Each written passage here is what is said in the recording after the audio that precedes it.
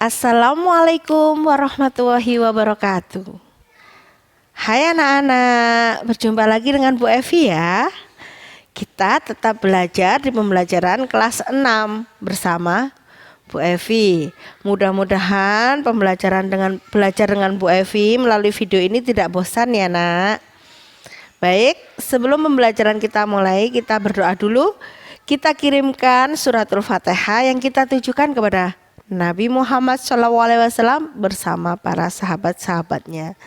Ila hadratin Nabil Mustafa Sayyidina Muhammadin sallallahu alaihi wasallam wa ala alihi wa aswajihi wa dzurriyyatihi sayyulillahi laumul Fatihah. A'udzu billahi minasyaitonir rajim. Bismillahirrahmanirrahim. Alhamdulillahirabbil alamin.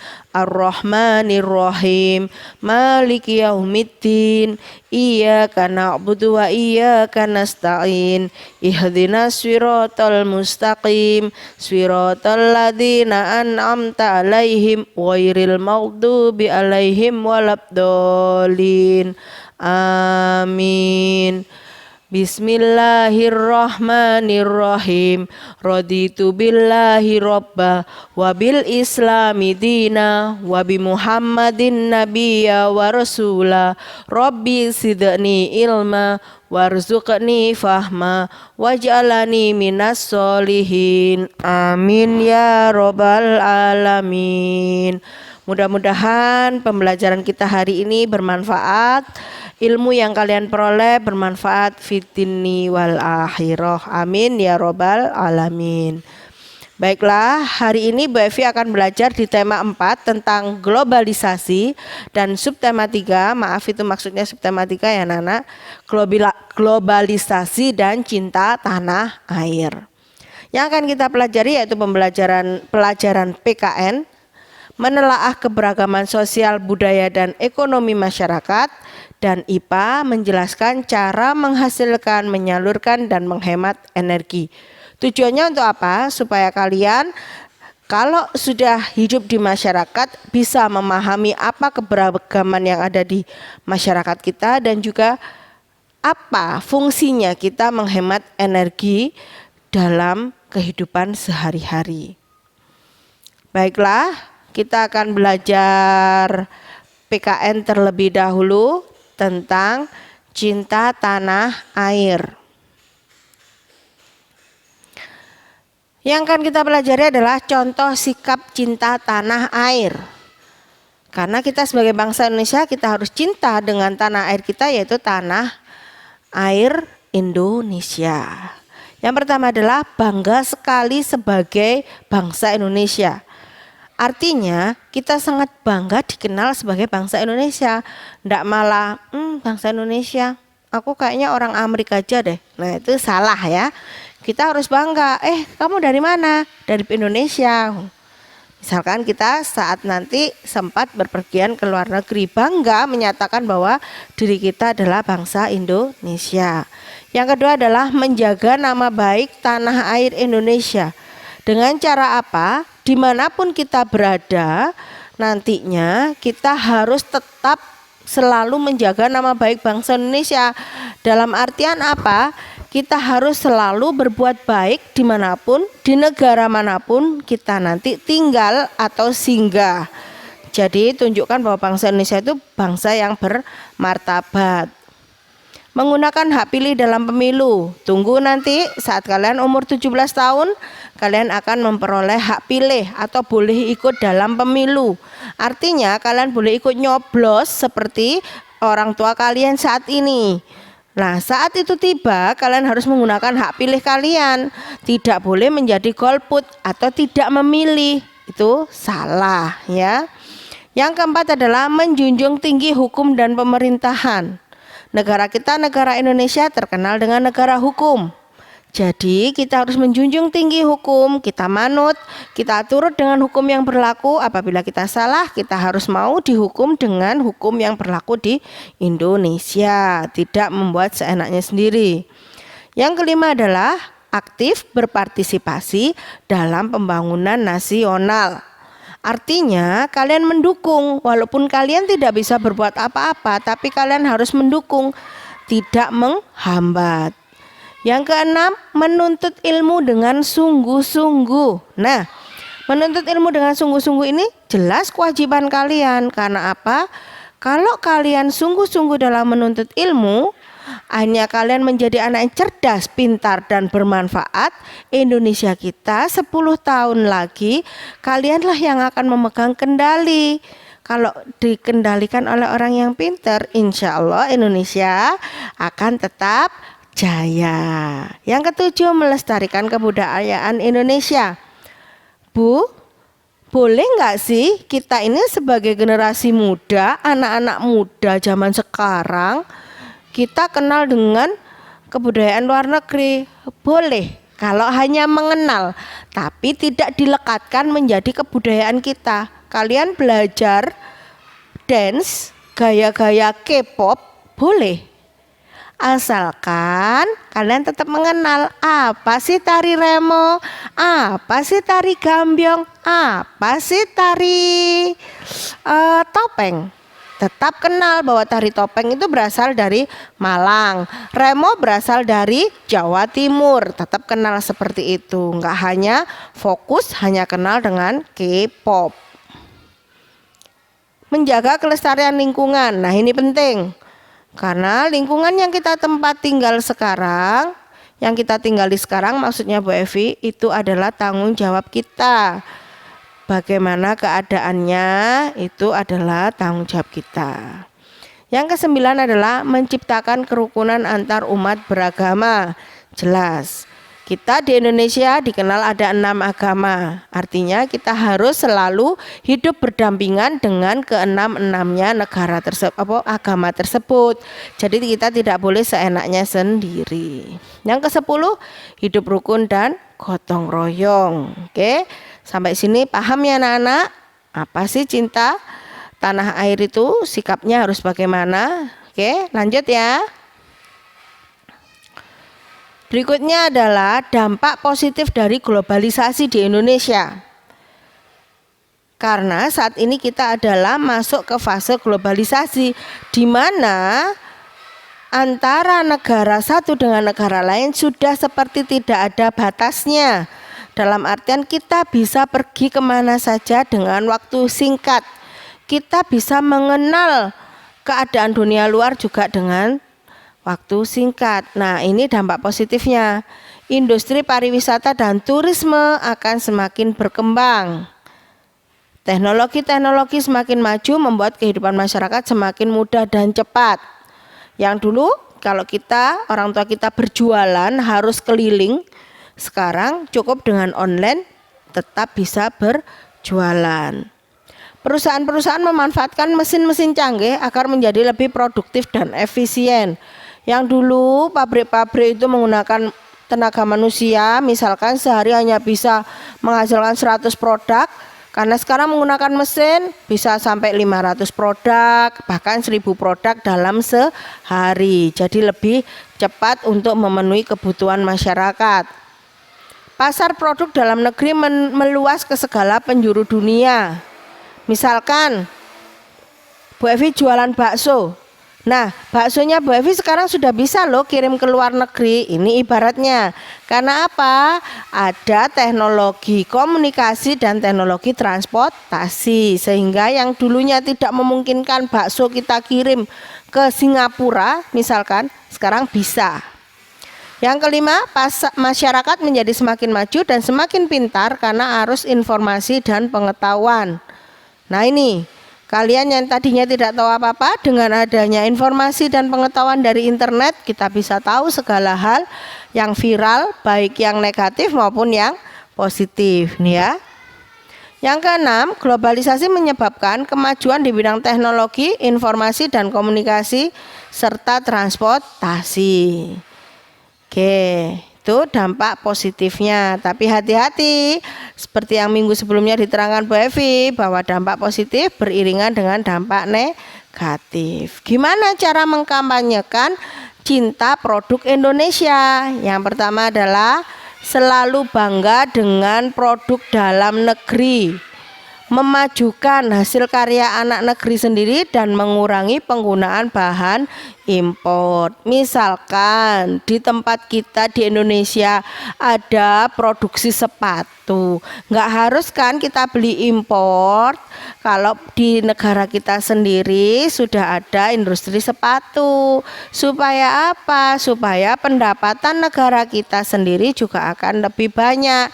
Pengusaha-pengusaha Indonesia juga akan semakin bisa maju. Kalau kita ngotot, aku duit kok, aku kuat kok beli bahan impor, akhirnya ngotot beli bahan yang impor, nanti lama-lama perusahaan yang ada di negara kita akan redup dan bangkrut. Berikutnya adalah manfaatnya apa untuk mengkampanyekan cinta produk Indonesia? Menunjukkan rasa cinta terhadap tanah air, menunjukkan rasa cinta terhadap produk Indonesia, meningkatkan pendapatan negara dan memperbanyak lapangan pekerjaan. Terakhir, definisi dari cinta produk Indonesia adalah mencintai produk Indonesia dengan cara menjaga, melestarikan, menghargai dan juga menggunakan produk-produk Indonesia. Kalau hanya kaos, kenapa kita harus beli sampai ke Singapura? Kalau di Indonesia juga banyak. Oke? Nah, sekarang kita lanjut ke pembelajaran IPA tentang energi alternatif. Pengertian energi alternatif yang pertama adalah istilah yang merujuk kepada semua sumber energi yang dapat digunakan yang bertujuan untuk menggantikan bahan bakar konvensional tanpa akibat yang tidak diharapkan dari hal tersebut. Nah, energi alternatif artinya pengganti energi yang sudah ada sekarang. Energi yang banyak dari yang kita gunakan sekarang adalah energi yang berasal dari fosil. Pembentukannya lama, makanya dicarikan dengan energi alternatif. Umumnya istilah ini digunakan untuk mengurangi penggunaan bahan bakar hidrokarbon yang mengakibatkan kerusakan lingkungan akibat emisi karbon dioksida yang tinggi yang berkontribusi besar terhadap pemanasan global berdasarkan Intergovernmental Panel on Climate Change. Nah, kemudian istilah alternatif merujuk kepada suatu teknologi selain teknologi yang digunakan pada bahan bakar fosil untuk menghasilkan energi.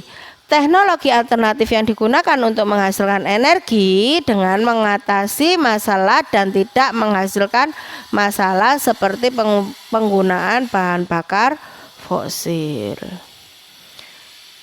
Sekarang kita lihat jenis-jenis energi alternatif itu apa saja. Yang pertama energi biomasa, yaitu pembangkit biomasa ini menggunakan bahan bakar dari energi baru terbarukan berupa cangkang sawit, sekam padi, tongkol jagung, ampas serbu, serbuk kayu dan limbah pertanian lainnya. Jadi seperti ini bisa diperbarui lagi kan kalau berasal dari tanaman. Jadi nggak harus menggunakan bahan bakar minyak yang berasal dari fosil. Yang kedua adalah energi matahari. Ya, energi yang tidak akan pernah habis selama bumi berputar. Tenaga matahari merupakan energi yang tak terbatas. Energi ini juga bisa digunakan sebagai sumber tenaga listrik. Hanya saja perlu biaya yang mahal untuk bisa menggunakan reaktornya. Faktor cuaca juga menjadi salah satu hambatannya.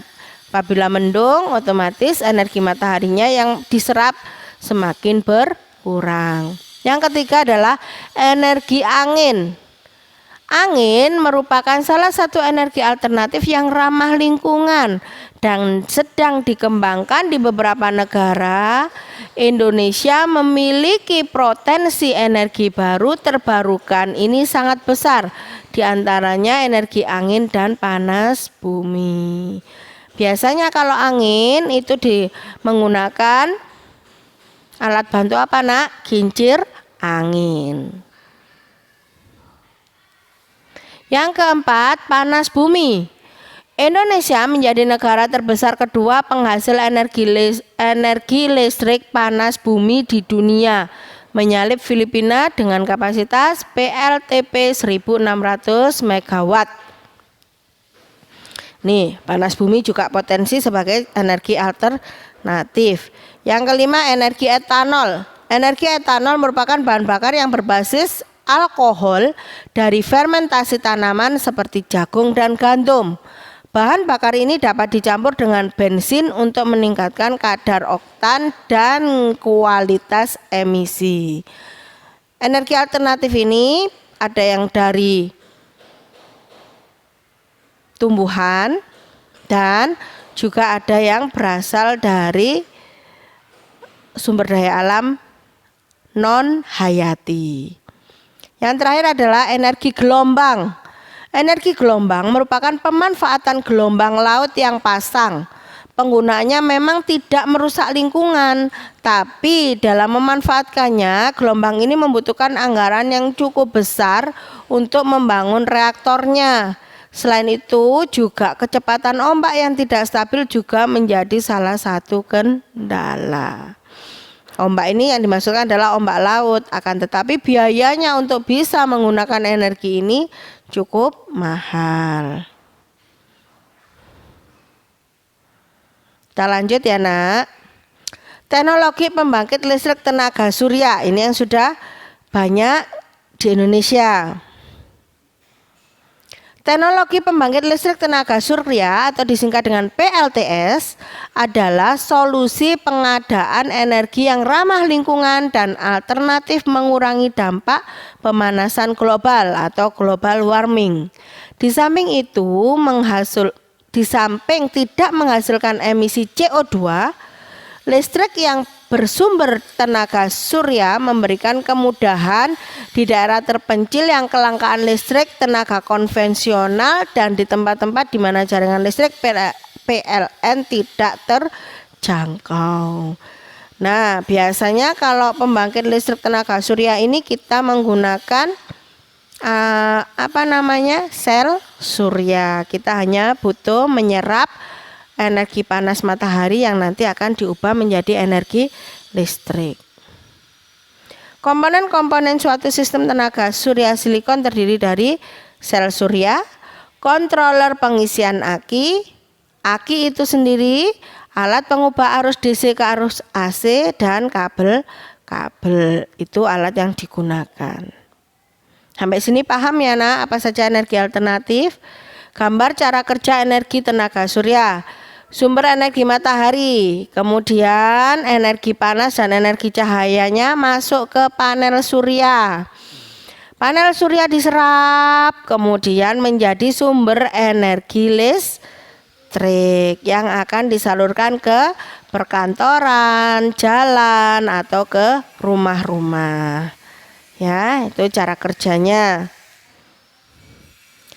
Lanjut, kemudian adalah kelebihan energi alternatif. Yang pertama, energi alternatif merupakan energi terbarukan yang mana sumber energinya tidak akan terjadi kelangkaan, akan selalu ada, ini maksudnya ya nak. Bersifat ramah lingkungan karena berasal dari lingkungan itu tersebut. Pasokannya melimpah seperti matahari, tidak ada batasnya, selalu banyak. Menjadi sumber energi gratis, sumber energinya gratis, akan tetapi peralatan yang untuk menyerap energi tersebut tidak gratis. Mampu menggantikan penggunaan batu bara sebagai sumber energi utama yang dapat merusak lingkungan. Jadi energi alternatif ini bisa menggantikan batu bara, bahan bakar minyak, bumi yang kemungkinan bisa diperbarui ratusan tahun karena nunggu fosil-fosil yang tercerna oleh bumi. Kekurangannya apa energi alternatif tersebut? Kurang efisien. Karena apa? Sulit untuk menggunakannya. Biaya awal instalasinya cukup tinggi karena peralatannya juga cukup mahal. Energi alternatif kurang bisa diandalkan karena bergantung pada alam. Seperti matahari tadi, apabila suasananya hujan dan mendung, maka pasokan panas mataharinya juga akan berkurang. Nah, itu tadi pembelajaran dari Bu Evi tentang cinta tanah air, dan energi alternatif. Mudah-mudahan kalian pahami apa yang dijelaskan Bu Evi. Apabila belum paham, boleh kalian menghubungi Bu Evi untuk menanyakan. Pesan Bu Evi yang pertama, tetap utamakan disiplin waktu dalam segala hal. Belajar sungguh-sungguh supaya mencapai hasil yang maksimal. Jaga kesehatan dan rutin berolahraga karena kita masih hidup di tengah pandemi wabah corona. Demikian pembelajaran Bu Evi. Mudah-mudahan apa yang Bu Evi sampaikan bisa kalian pahami dengan betul, bisa kalian pelajari lagi, bisa disalin di catatannya supaya tidak hilang nanti apabila mengerjakan soal atau merangkum. Maka sebelum pembelajaran diakhiri Bu Evi, mari kita membaca doa akhir pelajaran. Bismillahirrahmanirrahim. Wal asri innal insana lafi khusrin illa ladina amanu wa amilus solihati wa tawasau bil haqqi wa tawasau bis sabr. Amin. Baik, akhiri. Wassalamualaikum warahmatullahi wabarakatuh. Sampai jumpa di video pembelajaran berikutnya.